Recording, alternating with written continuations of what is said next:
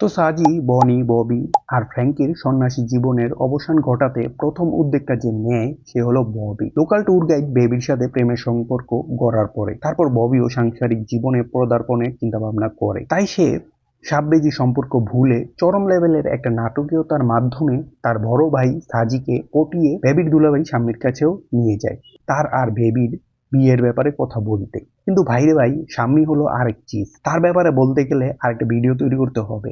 তো শাম্মী হলো একজন স্বনামধন্য নাপিত আর দৈনিক কচকচে টাকা ইনকাম করে বিধায় তার ইগো প্রচুর থাকে। আর অন্যদিকে ববি আর সাজি দুজনই বেকার। তারা দুজন সেলুনের দোকানে প্রবেশ করার পরে যখনই সাজি তার ভাইয়ের বিয়ের প্রসঙ্গটি তুলে ধরে শাম্মীর কাছে, অমনি শাম্মীও তাদের ব্যাপারে তার পাশের যে কলিগ থাকে নাপিত তার কাছে তাদের সম্পর্কে জানতে চায়, মানে সাজিদের সম্পর্কে জানতে চেয়ে জিজ্ঞাসা করে। আর যখনই শাম্মী জানতে পারে যে এরা এলাকার সবচেয়ে পরিত্যক্ত জায়গাতে বসবাস করে, সেই সাথে শাম্মী তার মুখের কটু কথা দিয়ে তাদের অপমান অবদস্ত করে ফিরিয়ে দেয়। তারপর ববি তার এই বেকারত্ব দূর করতে তার নতুন জীবনের যাত্রা শুরু করার জন্য সাজিকে বাড়িতে এসে বলতে থাকে যে আমাদের উচিত এখন আলাদা হয়ে যাওয়া এবং নতুন করে একটা জীবন শুরু করা, চাকরি বাকরি করা, এই আর কি।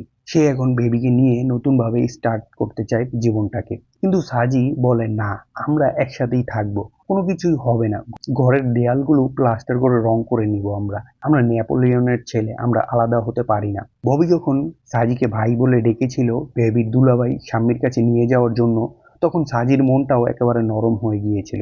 সেও এখন জীবনে নতুন একটা স্টার্ট চায়। কিন্তু তখনই দুই ভাই ববি আর সাজির কথার মাঝখানে বা হাত দেয় ছোট ফ্র্যাঙ্কি। ফ্র্যাঙ্কি বলে ওঠে এই ঘরটি হলো এলাকার সবচেয়ে নোংরা একটি ঘর, এটাকে আবার ঘর বলা যায় নাকি? মা চলে যাওয়ার পরে এই ঘরে আর জান নেই। তারপর সাজি কথাটা ধামাচাপা দিতে ফ্র্যাঙ্কিকে বলে ওঠে, হ্যাঁ, তোমার জন্যই মা চলে গিয়েছিল এই ঘর ছেড়ে, সব দোষ তোমার। কিন্তু সাজিরই উগ্র মেজাজের কারণে, তার সৎ মায়ের সাথে খারাপ ব্যবহারের ফলে ফ্র্যাঙ্কি আর ববির মা এই ঘর ছেড়ে চলে গিয়েছিল। আর এই কথাটাই ফ্র্যাঙ্কিও জবাবে বলে দেয় সাজিকে, যে সবাই জানে যে এই ঘর থেকে মা চলে গিয়েছিল একমাত্র তোমার কারণে, আর এরপর থেকে এই ঘর আর ঘর রয়নি। ছোট মানুষের মুখে এত বড় কথা শোনার পরই সাজি মেজাজ হারিয়ে ঠাস করে একটা চর লাগিয়ে দেয় ফ্র্যাঙ্কির গালে। আর এইটা আবার দূর থেকে দেখতে পায় বনি।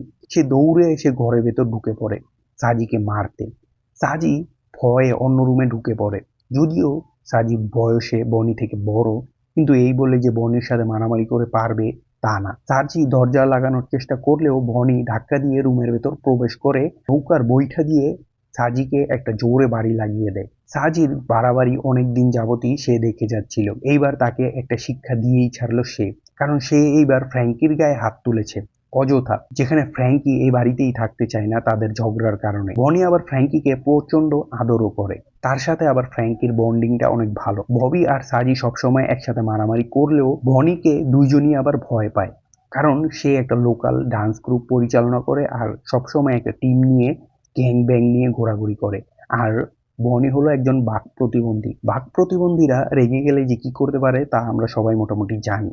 বনির হাতে লগির বৈঠার বাড়িটি খেয়ে সাজি পুরোপুরি স্যারেন্ডার করে দেয় নিজেকে। সে আর পাল্টা আঘাত করে না বনির উপর। একটু আগেই সকালে ছোট ভাই ববির জন্য বিয়ের কথা বলতে গিয়েছিল শাম্মীর কাছে। এখন তারা ঘর সাজানো গোছানোর কথাবার্তা বলছিল, কিন্তু এখনই এই ঝগড়াটা ভাবতে হলো। সুন্দর একটা স্টার্টিং এ আবার একটা বাধা এসে পড়লো তাদের জীবনে।